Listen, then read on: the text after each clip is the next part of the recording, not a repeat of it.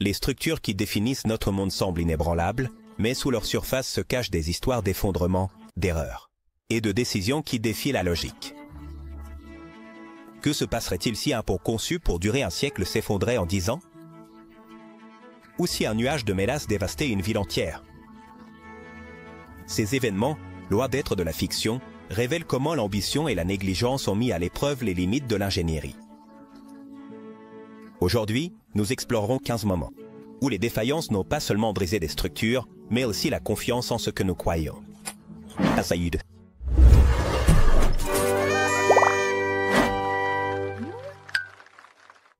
Effondrement de Harpe et de Regal. Que se passe-t-il lorsqu'un symbole de luxe et de modernité devient l'épicentre d'une défaillance structurelle? Le 12 juillet 2018, le centre commercial Harpe et Regal, à Mexico, a subi un effondrement partiel, générant un écho de préoccupation et de débat dans l'industrie de la construction. Ce complexe, conçu pour abriter des boutiques exclusives, a été imaginé comme un espace architectural moderne dans une ville vibrante. Cependant, sa courte existence a été marquée par cet incident tragique.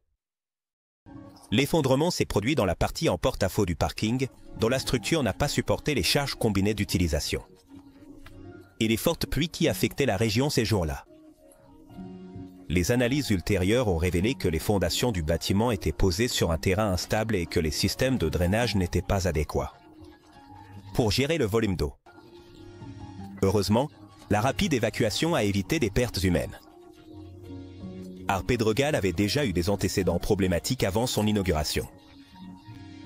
En 2016, un mur de soutènement du même complexe s'est effondré vers le périphérique, affectant la circulation pendant des jours et générant un débat précoce sur la qualité du projet. Effondrement à l'aéroport de Nanchang. Le 4 août 2019, l'aéroport international de Nanchang-Chambay, en Chine, a connu un événement qui a mis en péril sa réputation en tant que centre de transport moderne et efficace. La Terminal 2, récemment inaugurée et conçue pour gérer de grands volumes de passagers, a subi un effondrement partiel de sa structure. Malgré l'impact de l'incident, aucune victime mortelle n'a été signalée, mais l'inquiétude concernant la qualité de la construction s'est rapidement répandue. Les enquêtes initiales ont indiqué qu'une combinaison de matériaux de mauvaise qualité et de main-d'œuvre défaillante a contribué à l'effondrement. Les conditions climatiques extrêmes, avec des pluies torrentielles et des rafales de vent intenses, ont aggravé la situation. Cet effondrement a mis en évidence la nécessité de réglementations plus strictes. Dans les projets d'infrastructures publiques, notamment dans des installations critiques comme les aéroports, où la sécurité devrait être prioritaire. Au cours du même mois, d'autres infrastructures en Chine ont subi des dommages en raison de tempêtes similaires, ce qui a mis en évidence un problème généralisé avec les normes de construction dans certaines régions du pays. Ce contexte a souligné l'importance de concevoir des bâtiments capables de résister à des phénomènes météorologiques extrêmes. Après l'effondrement, les autorités locales ont temporairement fermé le terminal pour évaluer les dommages et effectuer les réparations nécessaires. Des ingénieurs experts ont été convoqués pour examiner les plans originaux et déterminer si le design structurel était adéquat. L'évaluation a conclu que les charges estimées pour le toit du terminal ne prenaient pas en compte l'impact des conditions adverses fréquentes dans la région. Skylab, Station spatiale hors de contrôle. En 1979, la station spatiale Skylab, un projet ambitieux de la NASA, est devenue un rappel frappant des risques associés au manque de planification pour des situations critiques. Skylab, conçu pour être un laboratoire en orbite, a été un jalon dans l'exploration spatiale, permettant des études détaillées sur les effets de la microgravité et le comportement humain dans l'espace. Cependant, son dénouement n'a pas été aussi grandiose que ses objectifs. Au fur et à mesure que sa mission touchait à sa fin, un problème crucial a été découvert. La station manquait de mécanismes pour effectuer une descente contrôlée. Conçue avec une durée de vie d'environ 9 ans, son orbite a commencé à décroître plus tôt que prévu en raison de la résistance atmosphérique. Cela a laissé la NASA face à une pression significative de la part du public et du Congrès. Pour garantir que Skylab ne mette pas des vies en danger en rentrant de manière incontrôlée dans l'atmosphère, le crash de Skylab a suscité une réaction créative en Australie. Dans la petite ville d'Espérance, où plusieurs fragments de la station sont tombés, le conseil local a infligé symboliquement une amende de $400 à la NASA pour avoir lancé des déchets spatiaux. Bien que l'amende n'ait jamais été payée, cet événement est devenu une partie du folklore local. Ford Pinto. Conception défectueuse. Une voiture compacte introduite en 1970 est devenue l'un des plus grands scandales de l'industrie automobile. En raison d'un défaut de conception qui a coûté des vies humaines et a irrémédiablement endommagé la réputation de Ford. Bien que le Pinto ait été conçu comme un modèle économique et efficace, un problème critique avec l'emplacement de son réservoir de carburant l'a transformé en un véhicule mortel en cas de collision arrière. Le réservoir de carburant était situé derrière l'essieu arrière, dans une position très vulnérable. Même lors de collisions mineures, cet emplacement pouvait provoquer des ruptures du réservoir et des fuites de carburant, ce qui entraînait souvent des incendies dévastateurs. Cependant, ce qui a le plus indigné le public, c'était la réponse de Ford au problème.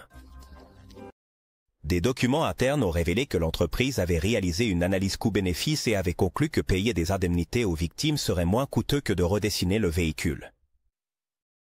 Le coût estimé par véhicule pour résoudre le problème était de seulement $11.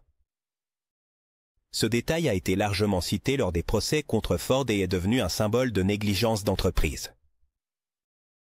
Le cas du Pinto a marqué un tournant dans les réglementations de sécurité automobile aux États-Unis. À la suite de ce scandale, les normes de conception et de test pour les réservoirs de carburant ont été renforcées. Et les entreprises ont commencé à faire face à un examen public et légal plus rigoureux. Le choix du Ford Pinto n'est pas seulement technique, mais aussi éthique. Les bénéfices économiques ne doivent jamais prévaloir sur la sécurité humaine. Effondrement du contretemps. En 2021, la Norvège a été le théâtre d'un événement inattendu qui a mis à l'épreuve la confiance dans l'ingénierie moderne. Le contretemps, une structure en bois et en acier construite en 2012, s'est effondré sans avertissement, alors qu'un camion et une voiture le traversaient. Malgré l'ampleur de l'effondrement, les conducteurs ont réussi à s'en sortir indemnes, transformant cet incident en un avertissement plutôt qu'en une tragédie. Le pont, conçu pour durer au moins un siècle, n'a pas répondu aux attentes. Les enquêtes ultérieures ont révélé des problèmes dans sa conception structurelle et dans l'entretien régulier, des facteurs qui ont contribué à l'effondrement. Les joints en acier et les supports principaux ont montré des signes de corrosion et de fatigue, un fait qui aurait dû être détecté lors des inspections de routine. Le manque d'entretien adéquat a été un élément clé dans cet événement. Le contretemps était considéré comme un exemple d'architecture durable, car il combinait du bois lamellé avec de l'acier pour minimiser son empreinte environnementale. Cependant, ce design, malgré ses intentions écologiques, s'est avéré vulnérable aux conditions climatiques de la région et au manque de renforts à des points critiques.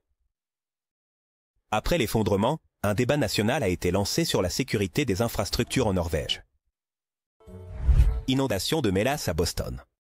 Le 15 janvier 1919, Boston a été témoin de l'un des désastres industriels les plus inhabituels et tragiques de son histoire. La grande inondation de mélasse. Dans le quartier de North End, un énorme réservoir contenant plus de 2 millions de gallons de mélasse s'est effondré, libérant une vague visqueuse de plus de 5 mètres de hauteur, qui a avancé à près de 60 km/h, emportant tout sur son passage.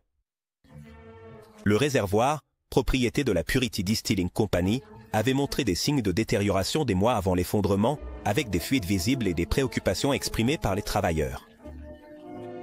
Cependant, les propriétaires ont ignoré les avertissements, privilégiant les profits à la sécurité. Lorsque le réservoir a cédé, le résultat a été dévastateur.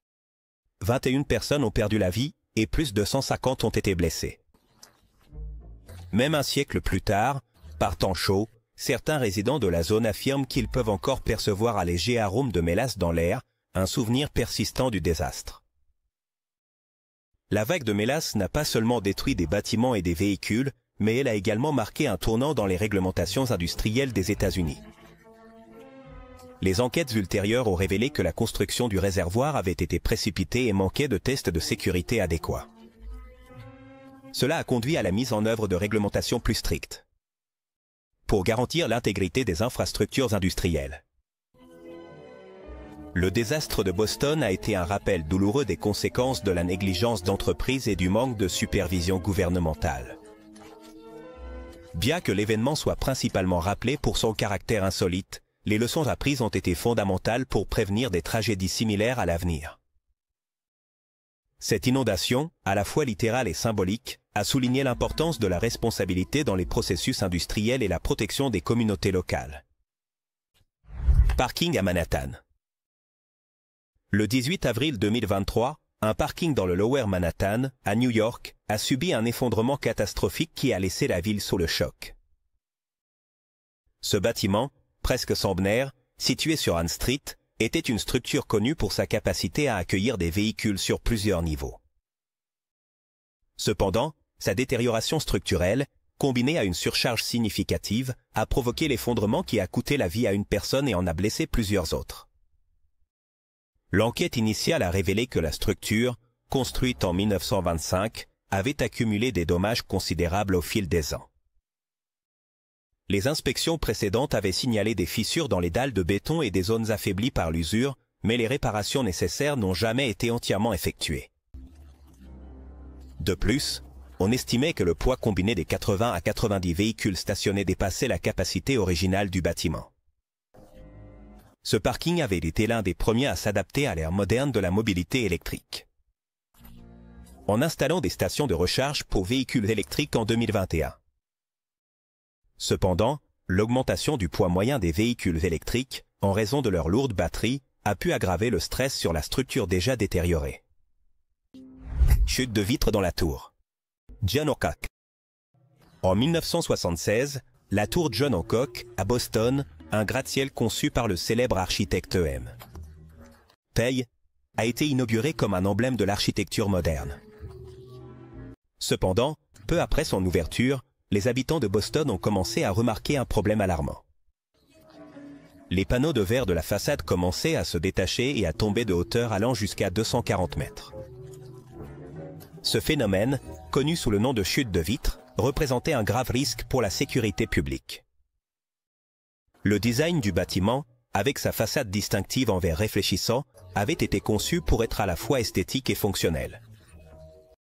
Cependant, les fluctuations thermiques et les vibrations du vent, combinées à des défauts dans la fabrication des panneaux, ont provoqué une expansion et une contraction de ces pièces de verre au-delà de ce qui était prévu. En conséquence, les cadres n'ont pas pu supporter la pression et les panneaux ont commencé à tomber. Pendant que les réparations étaient en cours, les ingénieurs ont temporairement remplacé certains des panneaux de verre par du contreplaqué. Ce qui a conduit les habitants de Boston à surnommer la structure le plus haut bâtiment en contreplaqué du monde. La réparation de la tour a nécessité le remplacement de plus de 10 000 panneaux de verre dans un processus qui a pris des années et coûté des millions de dollars. Finalement, un système de joints plus flexible a été mis en place pour permettre aux panneaux de s'adapter aux variations climatiques et aux vibrations du bâtiment. Le cas de la tour John Hancock. Il est devenu un exemple emblématique de la manière dont les conceptions architecturales innovantes peuvent faire face à des défis imprévus. De plus, cela a marqué un tournant dans les réglementations de construction en soulignant la nécessité de réaliser des tests exhaustifs sur les matériaux et les systèmes structurels avant l'achèvement d'un projet. Malgré ses débuts problématiques, la tour John Hancock est aujourd'hui une icône de Boston. Rappelant à tous que même les plus grands défis peuvent être surmontés avec innovation et persévérance. Désastre de Bhopal. La nuit du 2 décembre 1984, la ville de Bhopal, en Inde, a été marquée par une tragédie que le monde se souviendrait comme l'un des désastres industriels les plus graves de l'histoire. Une fuite massive de gaz de méthylisocyanate, MIC, dans l'usine de pesticides de Union Carbide India Limited. Elle a libéré un nuage toxique qui a enveloppé la ville, affectant des centaines de milliers de personnes. L'usine, qui fonctionnait depuis 1979, avait déjà rencontré de multiples problèmes techniques et des plaintes pour manque d'entretien. La fuite s'est produite lorsqu'une quantité significative d'eau est entrée en contact avec le réservoir, qui contenait 42 tonnes de MIC. Cette réaction chimique incontrôlée a provoqué une augmentation de la pression, brisant les systèmes de sécurité qui n'étaient pas en fonctionnement en raison de réduction de coûts. Le nuage toxique s'est déplacé rapidement, causant asphyxie, brûlures chimiques et graves problèmes respiratoires. Bien que glaçant, c'est que les premiers signes du désastre ont été remarqués par les résidents en raison d'une odeur semblable à celle des piments brûlants. Cet indice inhabituel, qui a initialement généré de la confusion, a été l'une des raisons pour lesquelles de nombreuses personnes n'ont pas évacué immédiatement. Le bilan de la tragédie a été dévastateur. Plus de 3000 personnes sont mortes dans les premières heures et on estime que le nombre total de victimes, y compris celles qui ont succombé à long terme à des problèmes de santé liés, a atteint des dizaines de milliers. De plus, des centaines de milliers ont souffert de dommages permanents, allant de la cécité à des maladies respiratoires chroniques. Cathédrale de Beauvais. 1. Rêve inachevé. Au cœur de la France, la cathédrale de Beauvais. Elle se dresse comme un témoignage des ambitions démesurées de la période gothique et des limites de l'ingénierie médiévale. Sa construction a commencé en 1225, avec l'intention de créer la cathédrale la plus haute jamais construite, surpassant toutes les structures religieuses de son époque. Cependant, cette œuvre monumentale n'a jamais été achevée, et ses vestiges incomplets racontent une histoire d'audace et d'échec. Le chœur de la cathédrale, avec une hauteur de 48 mètres, a défié les connaissances techniques de l'époque. Ce design extrême a entraîné de multiples effondrements pendant sa construction, le plus significatif en 1227, lorsque les voûtes se sont effondrées. Malgré ces revers, les constructeurs ont continué à travailler. Mais les limitations financières et politiques, ainsi que l'incertitude technologique, ont scellé son destin en tant que projet inachevé. La cathédrale de Beauvais comprend un horloge astronomique construit en 1868, une merveille mécanique qui fonctionne encore et attire des milliers de touristes chaque année. Bien que la cathédrale n'ait jamais atteint sa forme finale, elle est considérée comme un chef-d'œuvre de l'architecture gothique. Ses proportions élevées et ses détails complexes ont inspiré des générations d'architectes et d'ingénieurs. Aujourd'hui, les visiteurs peuvent observer les voûtes les plus hautes du monde gothique, réfléchir aux limites que les bâtisseurs médiévaux ont tenté de dépasser. La cathédrale de Beauvais n'est pas seulement une leçon sur les risques associés à l'ambition démesurée, mais aussi un rappel de la manière dont l'art et l'architecture peuvent persister comme symbole de créativité et d'innovation, même lorsque les projets restent inachevés. Son histoire nous invite à apprécier tant les réussites que les échecs, tous deux fondamentaux pour le progrès humain. Vol 501 d'Ariane 5. Le 4 juin 1996, l'Agence spatiale européenne a assisté à l'un des échecs les plus coûteux et dramatiques de l'histoire de l'exploration spatiale. Le vol 501 d'Ariane 5, une mission destinée à établir l'Europe comme un acteur clé dans l'industrie aérospatiale. Il s'est terminé par un effondrement à peine 37 secondes après son lancement. Cet événement, qui a entraîné la perte d'une fusée et de sa précieuse cargaison de satellites scientifiques, a mis en lumière une erreur humaine qui a déclenché une série de réflexions critiques en ingénierie spatiale. La fusée, un modèle significativement plus avancé que son prédécesseur, Ariane 4, a subi une autodestruction automatique en raison d'une erreur logicielle. Les ingénieurs avaient réutilisé un programme de l'Ariane 4 sans l'adapter aux nouvelles caractéristiques et à la plus grande puissance de l'Ariane 5. Ce logiciel n'était pas préparé à gérer les données générées par la nouvelle fusée, ce qui a provoqué une défaillance critique dans le système de référence inertielle. La conséquence a été une déviation de la trajectoire qui a activé le mécanisme d'autodestruction pour éviter des dommages plus importants. Les débris de la fusée se sont dispersés sur une vaste zone de l'océan Atlantique et certains fragments ont été récupérés des semaines plus tard pour être analysés. Ces études ont aidé à clarifier les détails de la défaillance et ont servi de base pour éviter des erreurs similaires lors de futures missions. L'échec de l'Ariane 5 n'a pas seulement représenté une perte économique de plus de 500 millions de dollars, mais a également marqué un tournant dans la gestion des risques dans l'industrie aérospatiale. L'Agence spatiale européenne a mis en place des révisions plus rigoureuses dans les processus de développement et de test de logiciels, en soulignant l'importance de la validation et de l'intégration des systèmes. Cet incident a mis en évidence que même dans des projets hautement avancés, de petites négligences peuvent avoir des conséquences désastreuses. Le vol 501 de l'Ariane 5 est rappelé comme une leçon cruciale sur l'importance de la précision et de l'attention aux détails dans l'ingénierie spatiale, où il n'y a pas de place pour l'erreur. Mars Climate orbité le 23 septembre 1999. La NASA a fait face à un effondrement inattendu dans son ambitieux programme Mars Surveyor lorsque le Mars Climate orbité, conçu pour étudier le climat martien, s'est perdu dans l'atmosphère de la planète rouge. Cette sonde spatiale, qui avait parcouru plus de 560 millions de kilomètres depuis son lancement, a fini par se désintégrer en raison d'une erreur apparemment triviale, mais critique. Le manque de cohérence dans les unités de mesure. L'erreur est survenue d'une confusion entre les systèmes métriques et impérial. Pendant ce temps, l'équipe de Lockheed Martin chargée de construire la sonde a utilisé le système impérial dans ses calculs. L'équipe du Jet Propulsion Laboratory, JPL, de la NASA, a employé le système métrique pour interpréter les données. Cette divergence a conduit la sonde à entrer dans l'atmosphère martienne à une altitude bien inférieure à celle prévue, entraînant sa destruction. Cette erreur est devenue un exemple classique dans les universités et les institutions d'ingénierie et de sciences, utilisée pour souligner l'importance de la communication et de la cohérence dans les projets de grande envergure. Le coût du Mars Climate orbité s'élevait à 125 millions de dollars, mais sa perte a été plus que financière. Cela a représenté un recul significatif dans l'exploration martienne. En réponse, la NASA a mis en place des protocoles stricts pour assurer l'uniformité des unités de mesure dans tous ses projets futurs. Cette leçon a également influencé la collaboration internationale dans l'exploration spatiale, soulignant la nécessité d'adopter des normes communes. Le Mars Climate orbité, bien qu'il n'ait jamais accompli sa mission, a laissé un héritage précieux.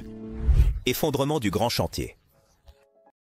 Le 10 juillet 2006, Boston a été le théâtre d'une tragédie qui a ébranlé la confiance dans l'un des projets d'infrastructure les plus ambitieux de l'histoire des États-Unis. Le grand chantier, connu sous le nom de Big Dig. Ce système de tunnels souterrains, conçu pour alléger la congestion routière et transformer le paysage urbain, a subi un effondrement qui a coûté la vie à une femme et a généré un scandale national. La section effondrée du tunnel était constituée de panneaux de plafond soutenus par des boulons en époxy, un matériau qui, comme on l'a découvert par la suite, n'était pas apte à supporter les tensions et vibrations auxquelles il était exposé. Avec le temps, l'époxy a commencé à se détériorer, affaiblissant les ancrages. Jusqu'à ce qu'un des panneaux, pesant plus de 2 tonnes, se détache et tombe sur un véhicule en mouvement. Avant cet incident, le Big Dig avait déjà fait l'objet de critiques pour ses dépassements de coûts.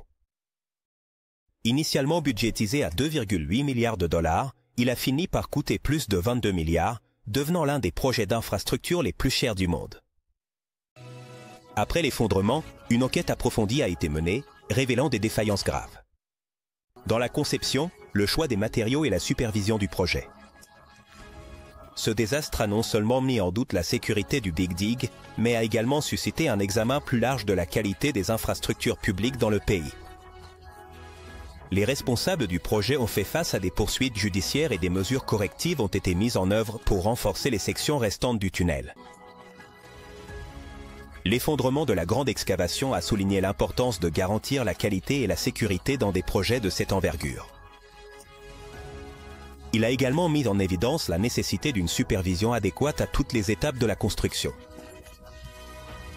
Bien que le Big Dig ait finalement atteint son objectif de réduire la congestion à Boston, son héritage a été marqué par cet événement tragique qui a exposé les risques de privilégier les coûts et les délais au détriment de la sécurité. Marée noire de Deepwater Horizon. Le 20 avril 2010, la plateforme pétrolière Deepwater Horizon, située dans le golfe du Mexique, a été au centre de l'un des désastres environnementaux les plus dévastateurs de l'histoire moderne. Une explosion massive sur la plateforme n'a pas seulement coûté la vie à 11 travailleurs, mais a également déclenché une marée noire incontrôlable, qui a duré 87 jours, libérant plus de 4 millions de barils de pétrole brut dans l'océan. L'explosion a été provoquée par une série d'erreurs humaines et de défaillances techniques. Parmi elles, un problème critique dans le dispositif de prévention des éruptions, BOP. Pour ses initiales en anglais, qui n'a pas réussi à sceller le puits après une augmentation inattendue de la pression. De plus, les tests de sécurité préalables n'ont pas été effectués correctement et les décisions de réduction des coûts ont conduit à une série de mauvais choix dans la cimentation du puits. la marée noire de Deepwater Horizon était si étendue que, pendant des mois, des avions ont été utilisés pour appliquer des dispersants chimiques sur le pétrole dans une tentative de minimiser les dommages environnementaux. Une pratique qui a suscité la controverse en raison de ses effets secondaires possibles sur la vie. Voilà. L'impact du désastre a été dévastateur. Des milliers de kilomètres de côtes ont été contaminés, affectant la faune, la pêche et le tourisme dans la région. L'écosystème marin a subi des conséquences à long terme, y compris la mort massive de dauphins, de tortues et d'oiseaux. BP, l'entreprise responsable, a fait face à des amendes et des accords financiers, d'une valeur totale de plus de 60 milliards de dollars. Effondrement du pont Tacoma-Narrows. Le 7 novembre 1940, le pont Tacoma-Narrows, dans l'État de Washington, s'est effondré lors d'un événement qui est devenu un cas d'étude emblématique en ingénierie civile. Ce pont suspendu, connu pour son design élégant et surnommé Galloping Gertie en raison de ses oscillations, était un symbole d'innovation qui a fini par être une leçon douloureuse sur les forces de la nature et les limites du design structurel.